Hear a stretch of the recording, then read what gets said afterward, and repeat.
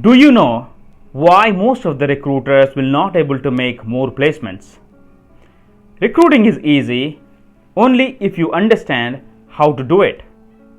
And when things do not go well, what do? They blame on the requirement, blame on the client, blame on the organization, and they blame to the candidate as well. And here, I'm not denying that these are the factors which affect a recruiter's placements, but what I'm saying is, if recruiters stops blaming those things and retrospects inside, thinking that what is that different I had been doing and what is that different thing I will do now so that the result will be changed, and this one thing will change the result drastically. So here, I'm going to share few secrets with you that I had been following, and why it is important for you to know is, we as a recruiter feel that we know everything, and with that limited knowledge, we want to get more productivity. So if you understand the simple logic, if the input is this much, the output could be this much or smaller, right? So if you want to have a bigger output, you have to focus on bigger input. So what is that bigger input? The bigger input is skill. So what is that new skill that you are going to imbibe in your working style and implement that with your day-to-day work, which can result in more productivity? And when I brought things down to this part, what is that one skill can make a recruiter successful? And that one skill is communication with the candidate in a way that you will be the authority of the call and you will be able to perceived as a person who knows everything, and that is a skill. With that level, if you perform, you will see the drastic change in the day-to-day work. And what will make you feel that way, that you are the authority of your desk?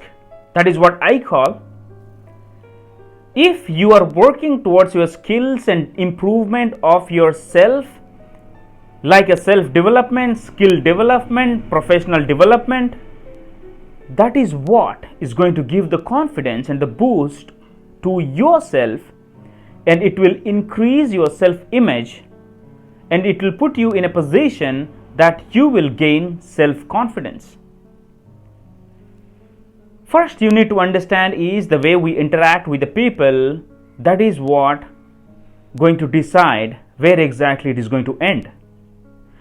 If you are working in an industry that is human to human interaction, this is very much important for you to understand that what you talk, how it is going to affect the listener, and how you talk something that will let the other person do the things what you wanted them to do.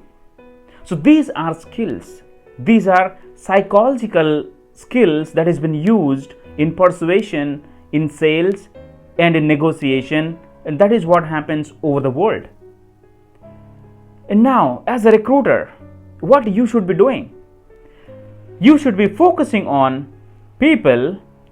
At the same time, you should be focusing on yourself while talking to them, that okay, what you're talking and what is that going to happen if you talk something. All right, earlier what used to happen with me as well, that I was focusing so much to the script that is given by the company, that hey, this is Suman from so and so company, I am a recruiter, I have a business analyst requirement in Dallas, Texas, it's a 6 months contract, would you be interested? I have your email ID from job board and I have sent the requirement, please have a look at it and reply me back. I will be reachable at da da da da da.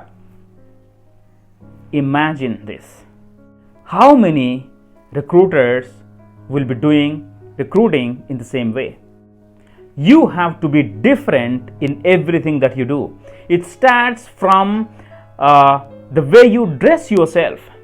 Recruiting is a noble job and you are going there to recruit. You are going there to get someone a job. and you are going there to help a company to build something for people.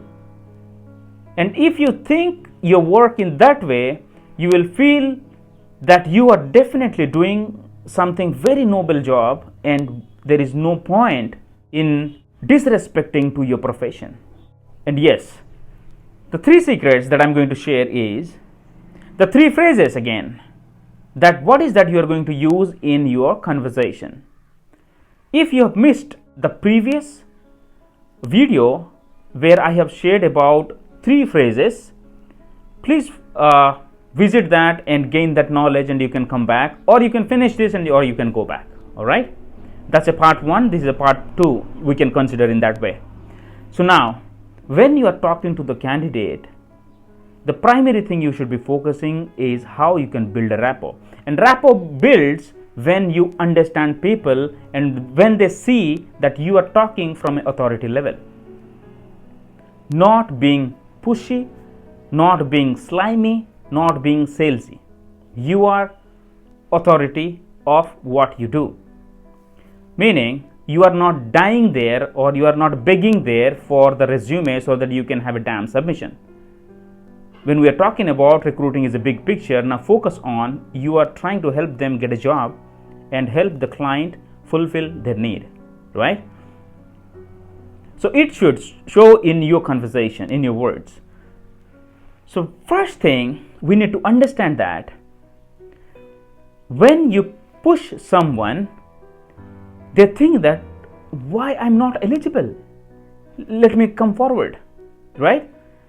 Just imagine this for a moment. In your childhood, when you might have rejected in your school for some participation, some dance, some act, or any kind of thing on a drama or whatever.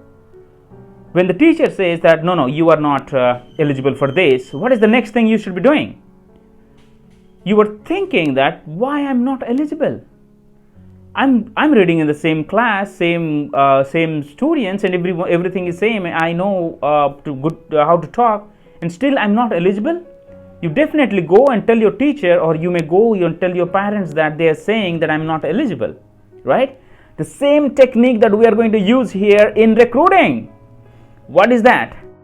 When you see a candidate is asking a lot of question, irrelevant question, if they are not saying something when you are asking, when you request them to do something if they are not doing it, you can use this, the phrase, John, I'm not sure if this is for you.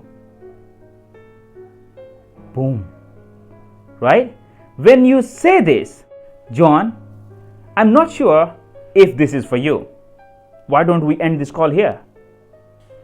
All of a sudden, the attention goes here and the candidate tries to understand, and that person tries to bring everything together to prove that they are worth it. All right? This is one of those techniques, and I'm sure you are going to use your brain properly when to use it, because the way you say it, when you say it, and how you say it is very much important than what you say. Got it? And the second one is about emotion. Okay? So all human beings are emotional beings, and if you as a recruiter can able to bring that emotional things to your call, that is going to be more productive. How would you do that? You have explained your job, you have explained everything, and you have explained the scenarios. And if you remember, the last time we have discussed about the imagination. Now we're talking about the emotions. So now the candidate got the job. Now the monthly payment is going well, and this is like a long-term project, and you are going to ask, John, how would that make you feel when you completed your interview and you get appointment where the client says, we are so happy to take you on board? What would be your emotional state at that point of time? I would love to know. Now what you are saying is, you are telling the candidate to experience the reality at this point of time, which could be a reality after some time. Are you getting my point?